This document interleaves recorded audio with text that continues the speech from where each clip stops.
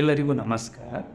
ಈ ಉಸಿರಾಟದ ತೊಂದರೆಗಳಂಥ ಅಸ್ತ್ಮಾ, ನ್ಯುಮೋನಿಯಾ ಇಂಥಾದ ಉಸಿರಾಟದ ಕಾಯಿಲೆಗಳು ಈಗಿನ ಮಕ್ಕಳಲ್ಲಿ ಈ ಏರ್ ಪೊಲ್ಯೂಷನ್ ಆಗಿರ್ಬೋದು, ಇಲ್ಲ ಮಕ್ಕಳ ಒಂದು ರೋಗ ನಿರೋಧಕ ಶಕ್ತಿ ಕಡಿಮೆ ಆಗಿರೋದ್ರಿಂದ ಸಾಮಾನ್ಯವಾಗಿದೆ.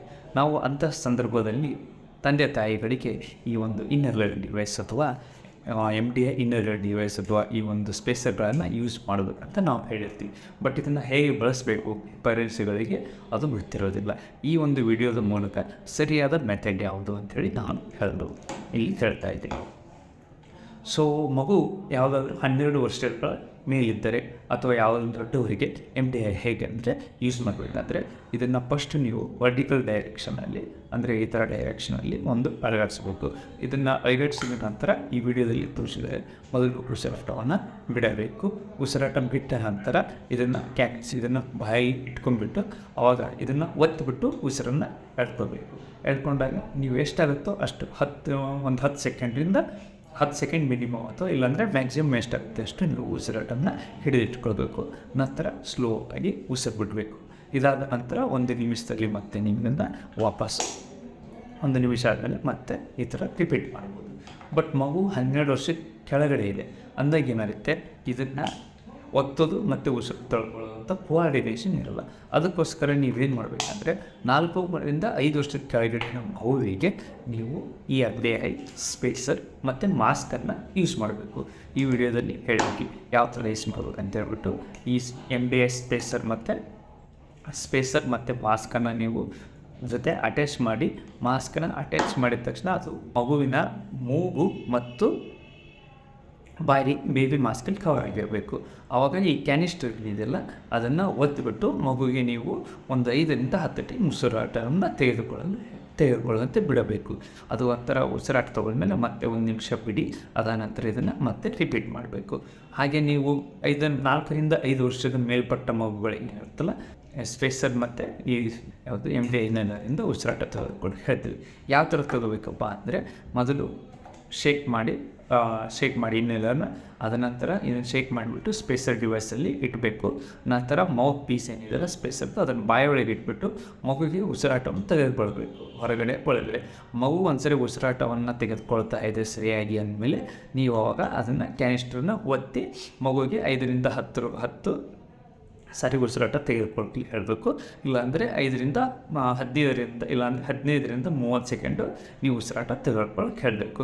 ಅದಾದ ನಂತರ ಡಿವೈಸನ್ನು ಬಾಯಿಂದ ತೆಗೀರಿ, ಮತ್ತು 1 ನಿಮಿಷ ಕಾಯಿರಿ. ಅದಾದ ನಂತರ ಮತ್ತೆ ಇನ್ನೊಂದ್ಸರಿ ಮಾಡಿ. ಅದಾದ ತಕ್ಷಣ ಈಗ ನೀವು ಮಗುವಿಗೆ 5ರಿಂದ ಹೇಳ್ತೀವಿ. ಮತ್ತು ಇನ್ನೊಂದು ನೆಬುಲೈಸರ್ ಡಿವೈಸ್ ಅಂತ ಬರುತ್ತೆ. ಇದನ್ನು ಯಾರಿಗಾದರೂ ಸಣ್ಣ ಮಕ್ಕಳಿದ್ದ ದೊಡ್ಡವ್ರಿಗೆ ಯಾರಿಗಾದರೂ ಯೂಸ್ ಮಾಡ್ಕೋಬೇಕು. ಅದನ್ನು ಹೇಗೆ ಯೂಸ್ ಮಾಡಬೇಕು ಅನ್ನೋದನ್ನು ನೋಡೋಣ. ಮೊದಲು ಈ ನೆಬುಲೈಸರ್ ಡಿವೈಸ್ ಇದೆಯಲ್ಲ, ಈ ಕಂಪ್ರೆಸರ್ ಮಷಿನ್ನೇ ಮತ್ತು ನೆಬುಲೈಸರ್ ಚೇಂಬರ್ನ ಒಂದು ಟ್ಯೂಬಿಂದ ಕನೆಕ್ಟ್ ಮಾಡಿ. ಅದಾದ ನಂತರ ಅದಕ್ಕೆ 2 ml ನಾರ್ಮಲ್ ಸಾಲನ್ನು ಹಾಕಿಬಿಟ್ಟು, ಆಮೇಲೆ ನೀವು ಯಾರು ಮೆಡಿಸಿನ್ ಹೇಳಿರ್ತಾರೆ ಲೈಕ್ ಬುಡಿಸೈಡು ಅಲ್ಲ ಯಾವ್ದಾದ್ರು ಸಲ್ಪಟ ಅದನ್ನೇನು ಹೇಳ್ತಾರೆ, ಎಷ್ಟು ಡಾಕ್ಟ್ರ್ ಹೇಳ್ತಾರೆ ಅಷ್ಟು ಹಾಕಿಬಿಟ್ಟು ಆಮೇಲೆ ನೆಕ್ಸ್ಟ್ ನೀವು ಅದನ್ನು ಮಷಿನ್ ಆನ್ ಮಾಡಿ ಗ್ಯಾಸ್ ಬರ್ತಾ ಇದೆಯಲ್ಲ ಅಂತ ನೋಡಿ. ಗ್ಯಾಸ್ ಬರ್ತಾ ಇದೆ ಅಂದರೆ ಮಷಿನ್ ಆಫ್ ಮಾಡಿ ಮತ್ತೆ ಅದನ್ನು ಮಾಸ್ಕ್ನ ಅಡ್ಜಸ್ಟ್ ಮಾಡಿ ಮಗುವಿಗೆ ಮಾಸ್ಕ್ ಹಾಕಬೇಕು. ಅದು ಮಾಸ್ಕು ಮೂಗು ಮತ್ತು ಬಾಯನ್ನು ಕವರ್ ಮಾಡ್ತಿರಬೇಕು.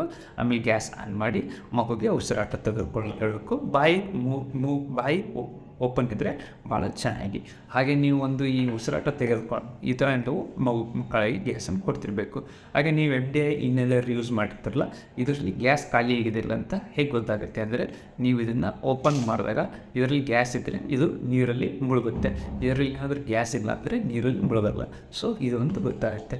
ಸೊ ನೆಕ್ಸ್ಟ್ ಮತ್ತೆ ನೀವೇನಾದರೂ ಈ ಪ್ರೆಗ್ನೆನ್ಸಿ ತೊಗೊಳ್ಳೋದಂತ ಇದು ನೋಡಿ, ಈ ಕಲರ್ ಇದೆಯಲ್ಲ, ಈ ಕಲರ್ ಇದ್ದರೆ ಮೂಗನ್ನೇನು ತೊಳೆಯಬೇಕಾಗಿಲ್ಲ, ಬಾಯನ್ನೇನು ತೊಳೆಯಬೇಕಾಗಿಲ್ಲ. ಬಟ್ ಇದೇ ಪಿಂಕ್ ಕಲರ್ ಇದ್ದು ಅಂದರೆ ಕಾಟಿಗಷ್ಟು ತೊಗೊಂಡ್ಮೇಲೆ ಬಾಯನ್ನು ಚೆನ್ನಾಗಿ ನೀವು ತೊಳಿಬೇಕು. ಓಕೆನಾ? ಸರಿ, ಚೆನ್ನಾಗಿ ತೊಳಿಬೇಕು.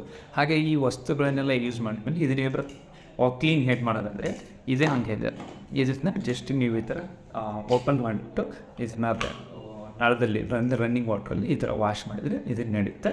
ಬಟ್ ಇದನ್ನೇನಾಗಲ್ಲ, ಇದಂದರೆ ಉಗುರು ಬೆಚ್ಚಗಿನ ನೀರಲ್ಲಿ ಇದನ್ನು ಸರಿಯಾಗಿ ವಾಶ್ ಮಾಡಬೇಕು. ಉಗುರು ಬೆಚ್ಚಗೆ ವಾಶ್ ಮಾಡಿದ್ಮೇಲೆ ಇದನ್ನು ಬಟ್ಟೆ ತೊಗೊಂಡು ವರ್ಷಕ್ಕೆ ಹೋಗೋದು ಬೇಡ. ಇದು ಜಸ್ಟ್ ತಾನೇ ನೀರು ಹಿಡ್ಕೊಂಡ್ಬಿಟ್ಟು ವಾಶ್ ಮಾಡೋಕ್ಕೆ ನೀವು ನೋಡ್ಕೊಳ್ಬೇಕು. ನಿಮ್ಮಲ್ಲಿಗೆ ಏನಾದರೂ ಈ ಸ್ಪೇಸರ್ ಯೂಸ್ ಸಿಗಲಿಲ್ಲ ಅಂದರೆ ಒಂದು ಟೈಮ್ ನೀವು ಈ ಪಾಯಿಂಟ್ ವಾಟರ್ ಬಾಟಲ್ ಇರುತ್ತಲ್ಲ ಅದನ್ನು ಆ ಥರ ಕಟ್ ಮಾಡಿ ಆಮೇಲೆ ನೆಕ್ಸ್ಟ್ ಅದನ್ನು ಹೀಟ್ ಮಾಡಿ ಅದರಿಂದನೂ ಈ ಥರ ಅದರಿಂದ ಈ ಗ್ಯಾಸನ್ನು ನೀವು ತಗೋಬೋದು. ಬಟ್ ಡಿಸ್ಅಡ್ವಾಂಟೇಜ್ ಏನಂದರೆ ಇದರಲ್ಲಿ ವಾಲ್ವ್ ಇದೆ, ಬಟ್ ಆ ವಾಟರ್ ಬಾಟ್ಲಿಗೆ ವಾಲ್ವ್ ಇರಲ್ಲ. ಸೊ ಈ ವಾಲ್ವ್ ಇದೆ ಆಗುತ್ತೆ, ಈ ಉಸಿರಾಟದ ಮಿಕ್ಸ್ ಏನಾಗುತ್ತೆ ಹಿಡಿದು ಬಳತ್ಕೊಂಡು ಇದು ಮಿಕ್ಸ್ ಆಗಲ್ಲ ಇದರಲ್ಲಿ, ಬಟ್ ಅದನ್ನು ಮಿಕ್ಸ್ ಆಗೋ ಚಾನ್ಸಸ್ ಇರುತ್ತೆ. ಧನ್ಯವಾದ.